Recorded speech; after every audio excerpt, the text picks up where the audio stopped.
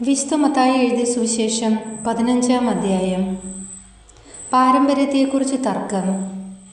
അനന്തരം ജെറുസലേമിൽ നിന്ന് ഫരിസേയരും നിയമജ്ഞരും യേശുവിൻ്റെ അടുത്ത് വന്നു പറഞ്ഞു, നിന്റെ ശിഷ്യന്മാർ പൂർവികരുടെ പാരമ്പര്യം ലംഘിക്കുന്നതെന്തുകൊണ്ട്? ഭക്ഷണം കഴിക്കുന്നതിന് മുമ്പ് അവർ കൈ കഴുകുന്നില്ലല്ലോ. അവൻ മറുപടി പറഞ്ഞു, നിങ്ങളുടെ പാരമ്പര്യത്തിൻ്റെ പേരിൽ നിങ്ങൾ ദൈവത്തിൻ്റെ പ്രമാണം ലംഘിക്കുന്നത് എന്തുകൊണ്ട്? പിതാവിനെയും മാതാവിനെയും ബഹുമാനിക്കുക, പിതാവിനെയോ മാതാവിനെയോ അധിക്ഷേപിക്കുന്നവൻ മരിക്കണം എന്ന് ദൈവം കൽപ്പിച്ചിരിക്കുന്നു. എന്നാൽ നിങ്ങൾ പറയുന്നു, ആരെങ്കിലും തൻ്റെ പിതാവിനോടോ മാതാവിനോടോ എന്നിൽ നിന്ന് നിങ്ങൾക്ക് ലഭിക്കേണ്ടത് വഴിപാടായി നൽകിക്കഴിഞ്ഞു എന്ന് പറഞ്ഞാൽ പിന്നെ അവൻ അവരെ സംരക്ഷിക്കേണ്ടതില്ല എന്ന്. ഇങ്ങനെ നിങ്ങളുടെ പാരമ്പര്യത്തിനു വേണ്ടി ദൈവവചനത്തെ നിങ്ങൾ വ്യർത്ഥമാക്കിയിരിക്കുന്നു. കപടനാടിക്കാരെ, യെശയ്യാ നിങ്ങളെപ്പറ്റി ശരിയായി തന്നെ പ്രവചിച്ചു. ഈ ജനം അധരം കൊണ്ട് എന്നെ ബഹുമാനിക്കുന്നു, എന്നാൽ അവരുടെ ഹൃദയം എന്നിൽ നിന്ന് വളരെ അകലെയാണ്. അവർ മാനുഷിക നിയമങ്ങൾ പ്രമാണങ്ങളായി പഠിപ്പിച്ചുകൊണ്ട് വ്യർത്ഥമായി എന്നെ ആരാധിക്കുന്നു. ആന്തരികവും ബാഹ്യവുമായ ശുദ്ധി. അവൻ ജനങ്ങളെ തൻ്റെ അടുത്ത് വിളിച്ചു പറഞ്ഞു, നിങ്ങൾ കേട്ടു മനസ്സിലാക്കുവിൻ. വായിലേക്ക് പ്രവേശിക്കുന്നതല്ല, വായിൽ നിന്ന് വരുന്നതാണ് ഒരുവനെ അശുദ്ധനാക്കുന്നത്. അപ്പോൾ ശിഷ്യന്മാർ അടുത്തു വന്ന് പറഞ്ഞു, ഈ വചനം ഫരിസേയർക്ക് ഇടർച്ചയുണ്ടാക്കിയെന്ന് നീ അറിയുന്നുവോ?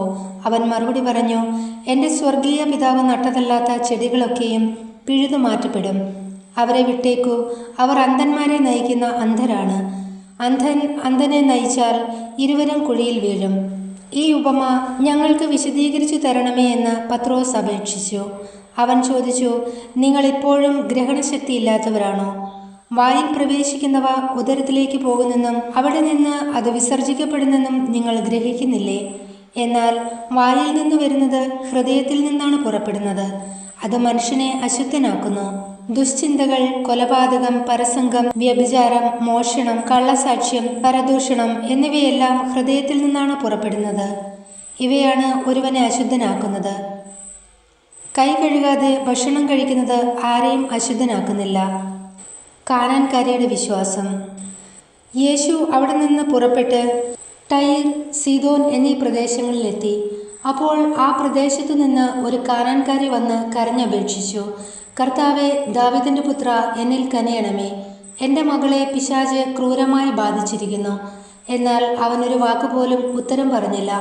ശിഷ്യന്മാർ അവനോട് അഭ്യർത്ഥിച്ചു, അവളെ പറഞ്ഞയച്ചാലും. അവൾ നമ്മുടെ പിന്നാലെ വന്ന് നിലവിളിക്കുന്നല്ലോ. അവൻ മറുപടി പറഞ്ഞു, ഇസ്രായേൽ ഭവനത്തിലെ നഷ്ടപ്പെട്ട ആടുകളുടെ അടുത്തേക്ക് മാത്രമാണ് ഞാൻ അയക്കപ്പെട്ടിരിക്കുന്നത്. എന്നാൽ അവൾ അവനെ പ്രണമിച്ച്, കർത്താവേ, എന്നെ സഹായിക്കണമേ എന്ന് അപേക്ഷിച്ചു. അവൻ പറഞ്ഞു, മക്കളുടെ അപ്പമെടുത്ത് നായ്ക്കൾക്ക് എറിഞ്ഞു കൊടുക്കുന്നത് ഉചിതമല്ല. അവൾ പറഞ്ഞു, അതേ കർത്താവേ, നായ്ക്കളും യജമാനന്മാരുടെ മേശയിൽ നിന്ന് വീഴുന്ന അപ്പക്കഷ്ണങ്ങൾ തിന്നുന്നുണ്ടല്ലോ. യേശു പറഞ്ഞു, സ്ത്രീയെ, നിന്റെ വിശ്വാസം വലുതാണ്. നീ ആഗ്രഹിക്കുന്നത് പോലെ നിനക്ക് ഭവിക്കട്ടെ. ആ സമയം മുതൽ അവളുടെ പുത്രി സൗഖ്യമുള്ളവളായി. അനേകർക്ക് രോഗശാന്തി. യേശു അവിടെ നിന്ന് പുറപ്പെട്ട് ഗലീലിക്കടലിൻ്റെ തീരത്ത് വന്ന് ഒരു മലയിൽ കയറി അവിടെ ഇരുന്നു. തത്സമയം മുടന്തർ, വികലാംഗർ, അന്ധർ, ഊമർ തുടങ്ങി പലരെയും കൂട്ടിക്കൊണ്ട് വലിയ ജനക്കൂട്ടങ്ങൾ അവിടെ വന്ന് അവരെ അവൻ്റെ കാൽക്കൽ കിടത്തി. അവൻ അവരെ സുഖപ്പെടുത്തി. ഊമർ സംസാരിക്കുന്നതും വികലാംഗർ സുഖം പ്രാപിക്കുന്നതും മുടന്തർ നടക്കുന്നതും അന്ധർ കാഴ്ച പ്രാപിക്കുന്നതും കണ്ട് ജനക്കൂട്ടം വിസ്മയിച്ചു. അവർ ഇസ്രായേലിൻ്റെ ദൈവത്തെ മഹത്വപ്പെടുത്തി. രണ്ടാമതും അപ്പം വർദ്ധിപ്പിക്കുന്നു. യേശു ശിഷ്യന്മാരെ വിളിച്ചു പറഞ്ഞു, ഈ ജനക്കൂട്ടത്തോട് എനിക്ക് അനുകമ്പ തോന്നുന്നു. 3 ദിവസമായി അവർ എന്നോട് കൂടെയാണ്.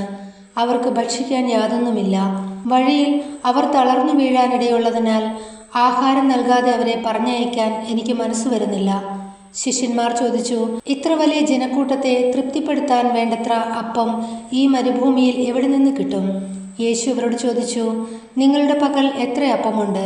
അവർ പറഞ്ഞു, 7. കുറെ ചെറിയ മത്സ്യവുമുണ്ട്.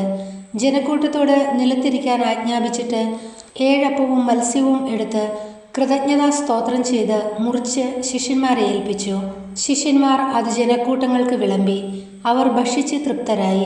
ബാക്കി വന്ന കഷ്ണങ്ങൾ 7 കുട്ട നിറയെ അവർ ശേഖരിച്ചു.